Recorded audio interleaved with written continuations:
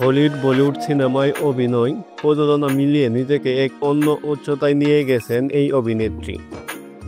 ভারতের সবচেয়ে বেশি পারিশ্রমিক পাওয়া অভিনেত্রীদের একজন। আজ অভিনেত্রীর ৩৯তম জন্মদিন।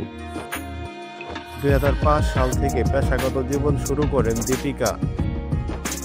একাধিক বিজ্ঞাপন চিত্র মিউজিক ভিডিওতে কাজ করেছেন। অভিনয়ের সফর শুরু কন্নড় ছবি ঐশ্বর্য থেকে। তারপরে ২০০৭ সালে বলিউডে পা রাখেন এই অভিনেত্রী। প্রথম ছবিতেই শাহরুখ খানের বিপরীতে তিনি ওম শান্তি ওম ছবিতে শান্তি প্রিয়ার চরিত্রে নজর কেড়েছিলেন এই অভিনেত্রী। এরপর আর পেছনে ফিরে তাকাতে হয়নি দীপিকাকে। ১৭ বছর বলিউডে কাটিয়ে ফেলেছেন এই অভিনেত্রী। বর্তমানে দীপিকার প্রায় ৫০০ কোটি রুপির সম্পত্তির মালিক। জানা যায় প্রতি ছবির জন্য ৩০ কোটি রুপির আশেপাশে পারিশ্রমিক নেন তিনি।